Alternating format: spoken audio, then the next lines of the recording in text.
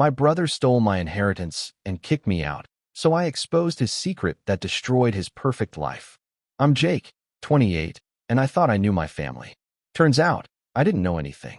3 months ago, my world imploded when my older brother Marcus, 34, showed his true colors after our father's death. What he did next was unforgivable, but what I discovered about him was even worse. It started when Dad passed away suddenly from a heart attack. He was only 61, healthy as a horse, or so we thought. The funeral was a blur of black suits and casseroles. Marcus played the grieving eldest son perfectly, giving the eulogy, organizing everything. I was too devastated to function. Dad and I were close. He taught me carpentry, took me fishing every weekend until I moved out. Marcus was always the golden child. Harvard MBA, successful investment banker, married to the perfect wife Sarah with their 2 kids in their suburban mansion. The will reading was scheduled for the following week. Dad's lawyer, Mr. Peterson, had been handling our family's affairs for 20 years. I expected the usual, everything split between Marcus and me, maybe some specific items allocated. Dad was comfortable, but not wealthy. The house, his carpentry workshop, some savings, his truck. Simple stuff. Wrong. Mr. Peterson cleared his throat and began reading. The bombshell hit immediately. Dad had been quietly successful with his custom furniture business. Much more successful than any of us realized. The estate was worth $1.2 million. The house alone was appraised at $400,000, fully paid off. His workshop and all equipment, another $150,000. Investment accounts I never knew existed, $500,000. Cash savings, $150,000. But here's where it gets interesting. Dad's will was very specific. The house and workshop went to me, along with 60% of the financial assets. Marcus got 40% of the money, but none of the property. The reasoning was clear in Dad's written statement. Jake has always shared my passion for building and creating. He will honor the family craft. Marcus chose a different path, which I respect, but the workshop belongs with someone who will use it. Marcus's face went white, then red, then purple. This can't be right, he sputtered. Dad always said everything would be split equally. Mr. Peterson handed him a copy. Your father updated this 6 months ago. It's ironclad. I was stunned. $720,000 plus the house and workshop. Dad had basically set me up for life if I was smart about it. I could quit my dead-end retail job, focus on woodworking full-time like I'd always dreamed. Marcus was silent during the drive home. I should have known he was plotting. 2 days later, I got a call at work. Marcus, voice strained. Jake, we need to talk. Family emergency. Can you come to Dad's house right now? I rushed over, heart pounding. Found Marcus in the living room with 2 other men in suits. Jake, this is Detective Morrison and Detective Reed. My blood turned to ice. What's going on? Detective Morrison stepped forward. Mr. Jake Henderson, you're under arrest for breaking and entering, theft, and destruction of property. What? I live here.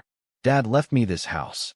According to Mr. Marcus Henderson's statement, you've been illegally occupying the property and stealing valuable items from the workshop. I stared at Marcus in disbelief. Are you insane? The will. The will is being contested, Marcus said coldly. Until probate is resolved, the estate is frozen. You can't just move in and take whatever you want. The handcuffs clicked around my wrists. As they led me away, Marcus called out, Jake, you know I love you, but you can't just steal from the family. The manipulation was breathtaking. Spent 18 hours in jail before my lawyer, thankfully paid for by Dad's emergency fund Mr. Peterson had access to, got me out. The charges were bogus. I had keys. I was the legal heir to the house. I hadn't stolen anything.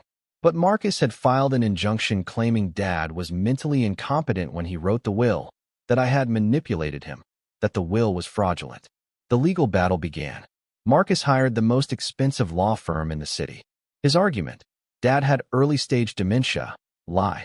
I had isolated him from the family. Lie. I had forged the will. Massive lie. He produced witnesses, neighbors who claimed they'd seen Dad confused and disoriented. All neighbors who happened to owe Marcus favors or money. Meanwhile, I was locked out of Dad's house, sleeping on my friend Dave's couch, burning through my savings on legal fees. Marcus moved his family into Dad's house, temporarily to protect the estate. The workshop was locked up tight. The worst part? Marcus launched a whisper campaign, told everyone I was unstable, grief-stricken, trying to steal the family legacy. Posted heartbroken social media updates about difficult family situations and protecting Dad's memory. People who'd known me for years started looking at me sideways. 2 months of hell. Court dates, depositions, character assassination. Marcus's lawyers were vicious, painting me as a failed loser who manipulated his dying father. They brought up every mistake I'd ever made. The time I got fired from Home Depot for arguing with a customer, my ex-girlfriend Amy who'd cheated on me, my student loans I was still paying off. Anything to make me look unstable and opportunistic. But Marcus made one crucial mistake. He got cocky. During a particularly brutal deposition, his lawyer was grilling me about my relationship with Dad. "Isn't it true, Mr. Henderson, that your father was disappointed in your life choices? That he felt sorry for you?" "No," I said firmly. "Dad was proud of me. He told me constantly. Yet you never succeeded at anything. No wife, no house, working retail at 28. Hardly the son a successful businessman would be proud of." That's when it clicked. Marcus's perfect life, his success, his marriage, it was all a performance. And I'd seen something 6 months ago that I'd dismissed at the time.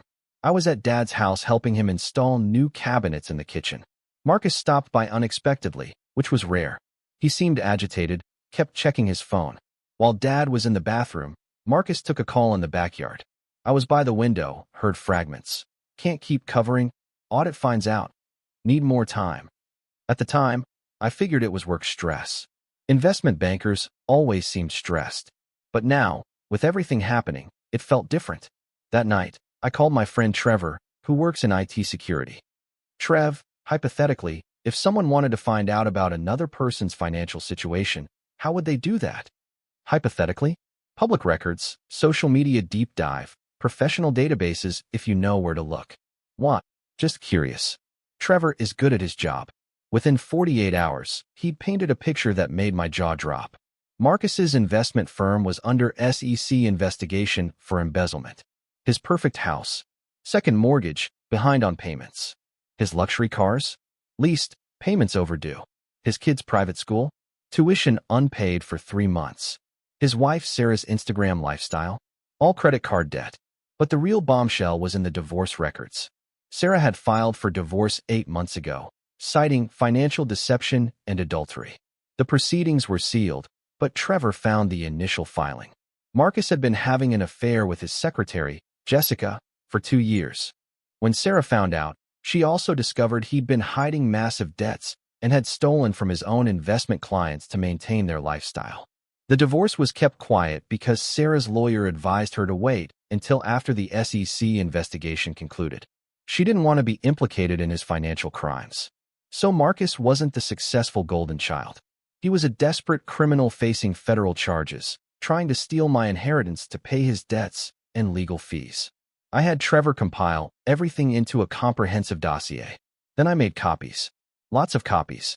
The day before our final court hearing, I hand-delivered envelopes to Marcus's law firm, his wife's divorce attorney, his employer's HR department, his children's private school administration, his country club, and his neighbors. Each envelope contained the complete financial records, SEC investigation details, divorce filings, and evidence of his affair. But I saved the best for last. I showed up at Dad's house, technically still Marcus's temporary residence, with a manila envelope. Marcus answered the door, looking haggard. The stress was showing. "Jake, what are you doing here? We need to talk, brother." He reluctantly let me in. Sarah was in the kitchen with the kids. She looked miserable, dark circles under her eyes. I slid the envelope across the coffee table. "Open it." His face went through several colors as he read. "Where did you get this? Does it matter? The question is, what happens next? This is blackmail." "No, Marcus. This is consequences. You tried to destroy me to cover your own crimes. You manipulated Dad's death, his will, his memory. You put me in jail, ruined my reputation, tried to steal my inheritance to pay for your fraud." Sarah had wandered closer, drawn by our tense voices. She saw the papers in Marcus's shaking hands. "What is that?" she asked. Marcus quickly shuffled the papers. "Nothing, honey. Just legal stuff." I looked at Sarah. "Sarah, you should know that everyone in your social circle received copies of these documents today. The country club, the school, your neighbors. The full financial records, the SEC investigation, the affair details, everything. The color drained from her face. What affair? Marcus stood up abruptly. Jake, you bastard. Sit down, Marcus. We're not done. Something in my voice made him comply. Maybe he finally saw that the little brother he'd been bullying was gone. Here's what's going to happen, I continued calmly. Tomorrow in court, you're going to withdraw your contest of Dad's will. You're going to admit that you filed false charges against me. You're going to publicly apologize and acknowledge that Dad was completely competent when he wrote his will. And if I don't, then these documents go to the local news stations, Dad's old friends and customers, your professional associations, and the FBI with a formal complaint about your attempts to defraud an estate while under federal investigation. The silence stretched. Sarah was staring at Marcus with a look of pure disgust. You had an affair, she said quietly. While Dad was dying, while I was planning his funeral, you were screwing your secretary. Sarah, I can explain. And we're broke. The house, the cars, everything. It's all fake. We can fix this. The inheritance money will solve everything. She laughed bitterly. The inheritance you're stealing from your brother? The brother you put in jail? Marcus turned to me desperately. Jake, please. I'm your brother. I made mistakes, but we're family. Family doesn't do what you did, Marcus. Dad trusted you. I trusted you. You spat on both of us. The next morning in court was beautiful. Marcus, looking like he hadn't slept, stood before the judge and formally withdrew his contest. His expensive lawyers looked confused but complied with his instructions. Your Honor, Marcus said, voice barely audible.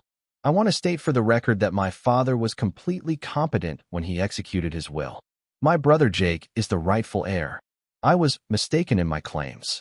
The judge looked surprised but signed the order. The will was upheld. I officially inherited Dad's house, workshop, and $720,000. As we left the courthouse, Marcus grabbed my arm. Jake, what about the documents? Our deal. I kept my word. I didn't send them to the FBI or the news.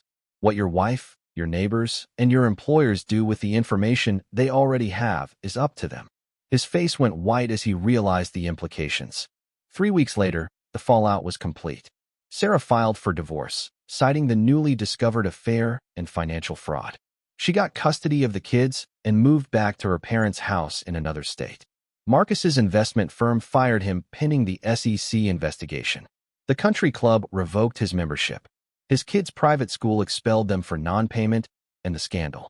Marcus had to move back in with our widowed Aunt Carol, who took pity on him but made it clear it was temporary. He got a job at a discount electronics store, making $12 an hour. The SEC investigation concluded 2 months later. Marcus pled guilty to embezzlement and fraud, got 3 years probation, and had to pay back $400,000 in stolen funds. Since he was broke, the repayment plan will take him decades. As for me, I moved into Dad's house and reopened his workshop. Started taking custom furniture orders, just like Dad always encouraged me to do. The business is growing steadily, and I'm happier than I've been in years. Last week, Marcus called me. First time we'd spoken since the courthouse. Jake, his voice was different. Smaller. I know I don't deserve it, but I wanted to apologize. Really apologize. I was desperate and scared, but that doesn't excuse what I did to you. What I did to Dad's memory. I was quiet for a long moment. Marcus, you didn't just try to steal money from me. You tried to destroy me as a person. You put me in jail, made people think I was a criminal, dishonored Dad's wishes. All to cover up your own crimes. I know. I hate myself for it. Good. You should. Is there any chance, someday, that we could be brothers again?